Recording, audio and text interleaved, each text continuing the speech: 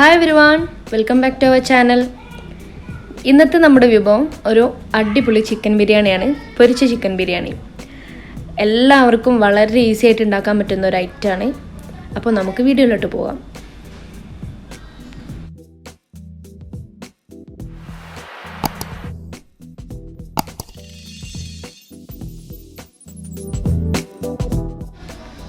ഞാൻ ഇവിടെ ഒരു 4 വലിയ ഉള്ളി എടുത്തിട്ടുണ്ട്.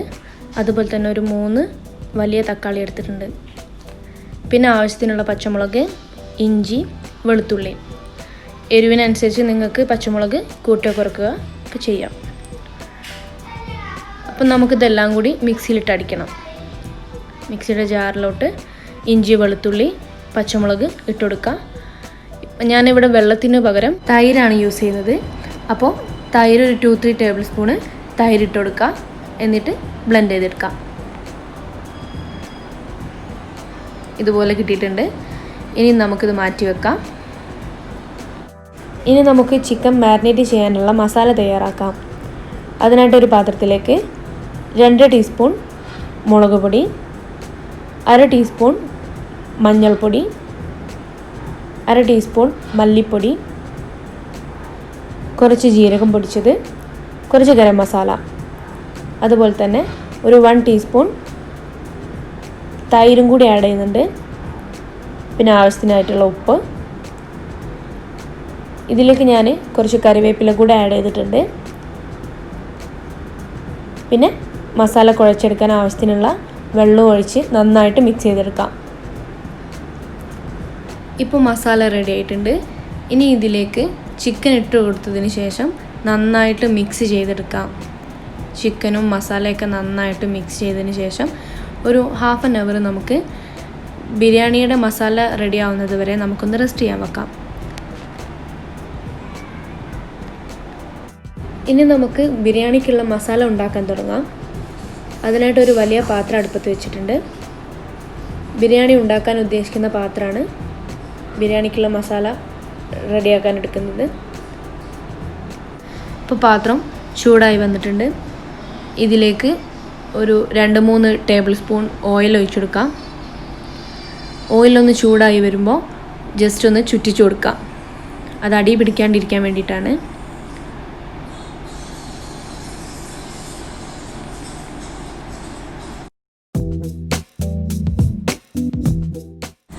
ഇപ്പോൾ ഓയിൽ നന്നായിട്ട് ചൂടായി വന്നിട്ടുണ്ട്. അതിലേക്ക് നേരത്തെ അരിഞ്ഞു വെച്ച ഉള്ളി ഇട്ട് കൊടുക്കാം. നന്നായിട്ട് വഴറ്റിയെടുക്കണം.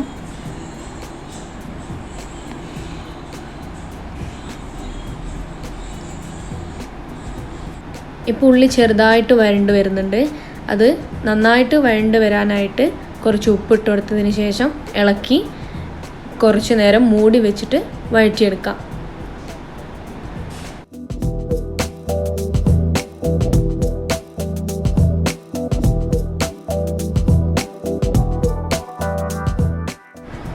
ഇപ്പോൾ ഉള്ളി അത്യാവശ്യത്തിന് വഴണ്ട് വന്നിട്ടുണ്ട്. ഇതിലേക്ക് തക്കാളി കൂടെ ആഡ് ചെയ്തിട്ട് നന്നായിട്ട് വഴണ്ട് വരുന്നത് വരെ ഇളക്കി മൂടി വെച്ച് വേവിച്ചെടുക്കണം. തക്കാളിയൊക്കെ വഴണ്ട് വരുമ്പോഴത്തേക്ക് ഇതിലേക്ക് പച്ചമസാലകൾ ആഡ് ചെയ്യാനുണ്ട്. കറിവേപ്പില, മല്ലിയില, പുതിനയില ചെറുതാക്കി അരിഞ്ഞിട്ട് അതുകൂടി ഞാനിതിലേക്ക് ആഡ് ചെയ്ത് കൊടുത്തിട്ടുണ്ട്. എന്നിട്ട് നന്നായി ഒന്ന് ഇളക്കി കൊടുക്കുക.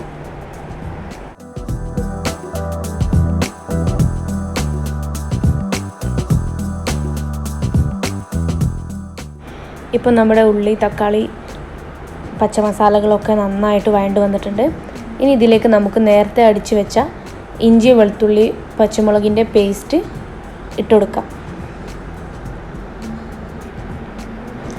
ഇതുകൂടെ ആഡ് ചെയ്തിട്ട് നന്നായിട്ട് ഇളക്കി കൊടുക്കണം. ഇത് ചെറുതായിട്ടൊന്ന് വറ്റി വരും. ആ സമയം നമുക്ക് ഡ്രൈ മസാലകൾ ചേർക്കാം.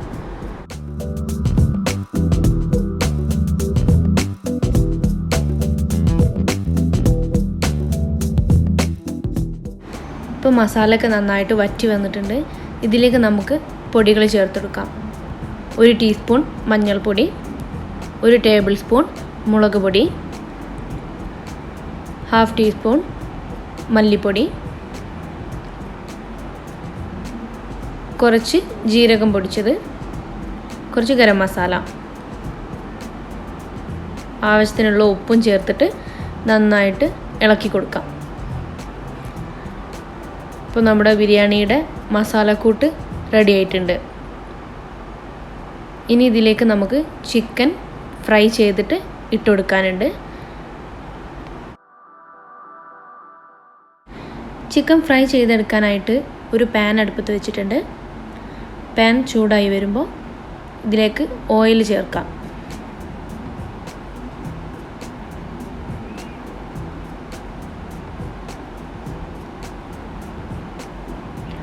ഫ്രൈ ചെയ്തെടുക്കാനായിട്ടുള്ള ഓയിൽ ചേർത്ത് ചൂടായി വരുമ്പോൾ നമുക്ക് നേരത്തെ മാരിനേറ്റ് ചെയ്ത് വെച്ച ചിക്കന് ഓരോന്നായിട്ട് ഇട്ട് കൊടുത്തിട്ട് ഫ്രൈ ചെയ്തെടുക്കാം.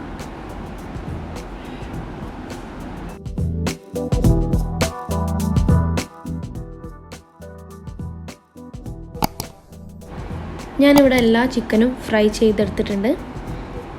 ഇനി ഈ ചിക്കൻ നമുക്ക് മസാലയിലേക്ക് ഇട്ട് കൊടുത്തിട്ട് നന്നായിട്ട് ഇളക്കാം. ചിക്കനും മസാലയൊക്കെ നന്നായിട്ട് ഇളക്കി യോജിപ്പിച്ചതിന് ശേഷം കുറച്ച് നേരം നമുക്കിതൊന്ന് അടച്ചു വെക്കണം. ഈ സമയം കൊണ്ട് നമുക്ക് ബിരിയാണിക്ക് വേണ്ട റൈസ് തയ്യാറാക്കിയെടുക്കണം.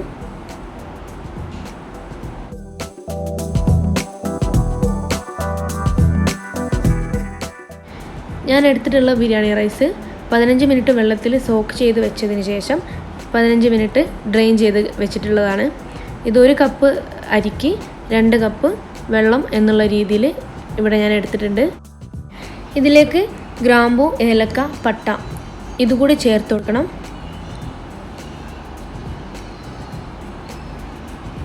പിന്നെ 2 ടീസ്പൂൺ നെയ്യ് ചേർത്ത് കൊടുക്കാം.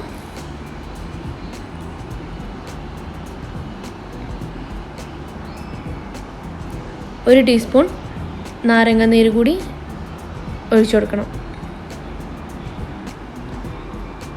പാകത്തിനുള്ള ഉപ്പും കൂടി ചേർത്ത് കഴിഞ്ഞാൽ നന്നായിട്ട് ഇളക്കിയിട്ട് അടച്ചു വെച്ച് തിളപ്പിച്ചെടുക്കണം.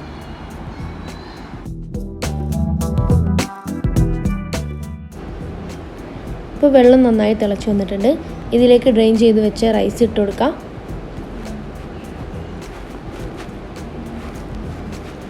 റൈസ് ഇട്ട് നന്നായി ഇളക്കിയതിന് ശേഷം അടച്ചു വെച്ച് വേവിച്ചെടുക്കാം. ഇപ്പോൾ നമ്മുടെ റൈസ് നന്നായിട്ട് വെള്ളമൊക്കെ വറ്റി നന്നായിട്ട് കുക്കായി വന്നിട്ടുണ്ട്.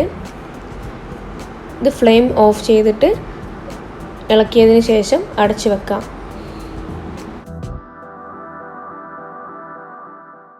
ഇനി നമുക്ക് ഡെക്കറേഷന് ആവശ്യമായിട്ടുള്ള ഉള്ളി ഫ്രൈ ചെയ്തെടുക്കാനുണ്ട്. ഞാനിവിടെ ഒരു ഹാഫ് ഉള്ളി കട്ട് ചെയ്ത് ഓയിലിലേക്ക് ഇട്ട് കൊടുത്തിട്ടുണ്ട്. നല്ലൊരു ഉള്ളിയുടെ ആ ഫ്ലേവറൊക്കെ കിട്ടാൻ വേണ്ടിയിട്ടാണ്, റൈസിന് കിട്ടാൻ വേണ്ടിയിട്ടാണ് ഇങ്ങനെ ചെയ്യുന്നത്. നല്ലൊരു ബ്രൗണിഷ് കളർ ആവുമ്പോൾ നമുക്കിത് കോരി മാറ്റാം. ഇനി ഈ നേരത്തെ റെഡിയാക്കി വെച്ച ബിരിയാണിയുടെ മസാലയിലേക്ക് റൈസ് ഇട്ട് കൊടുക്കാം.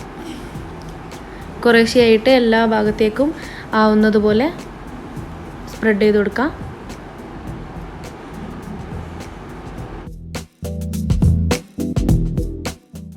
പകുതി റൈസ് ഇട്ടതിന് ശേഷം കുറച്ച് ഗരം മസാല തൂവി കൊടുക്കണം നടുവിലായിട്ട്. എന്നിട്ട് ബാക്കിയുള്ള റൈസ് കൂടെ മുഴുവനായിട്ട് അതിൽ ഇട്ട് കൊടുക്കാം. ഇനി നേരത്തെ ഫ്രൈ ചെയ്ത് വെച്ച ആ ഉള്ളി ഇതിലെ മുകളിലേക്കായിട്ട് എല്ലാ ഭാഗത്തേക്കും ഇട്ട് കൊടുത്തതിന് ശേഷം ആ ഫ്രൈ ചെയ്ത് എടുത്ത ഓയിൽ എല്ലാ ഭാഗത്തേക്കും സൈഡിലൂടെ ആയിട്ട് ഒഴിച്ചു കൊടുക്കാം.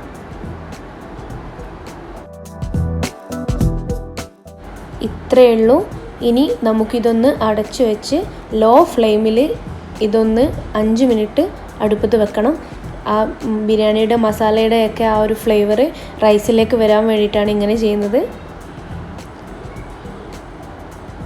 ഇനി നമുക്കിത് തുറന്ന് നോക്കാം. ആ തുറക്കുമ്പോൾ തന്നെ ആ ബിരിയാണിയുടെ ആ ഒരു സ്മെല്ല് കിട്ടുന്നുണ്ട്. ഇനി നമുക്കിതൊന്ന് റൈസ് വേറെ മസാല വേറെ ആക്കാനുണ്ട്. അപ്പോൾ റൈസ് എല്ലാം എടുത്തിട്ട് നമുക്കൊരു പാത്രത്തിലോട്ട് മാറ്റാം.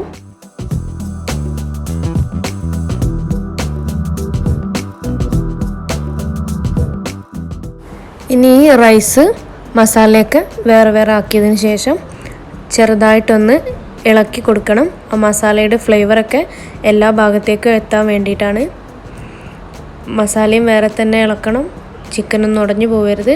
അതുപോലെ തന്നെ റൈസും ചെറുതായിട്ടൊന്ന് ഇളക്കി കൊടുക്കണം. ഈ ചിക്കനും മസാലയൊക്കെ ചേർന്ന് നന്നായിട്ട് നല്ല അടിപൊളിയായിട്ട് വന്നിട്ടുണ്ട്.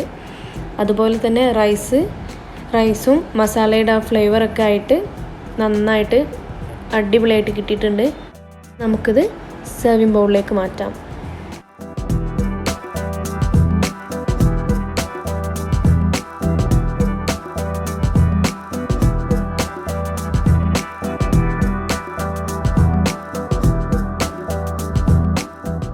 ഞങ്ങളുടെ ഈ വീഡിയോ ഇഷ്ടപ്പെട്ടിട്ടുണ്ടെങ്കിൽ തീർച്ചയായിട്ടും സബ്സ്ക്രൈബ് ചെയ്യണം, ലൈക്ക് ചെയ്യണം, ഷെയർ ചെയ്യണം, കമൻറ്റ് ചെയ്യണം.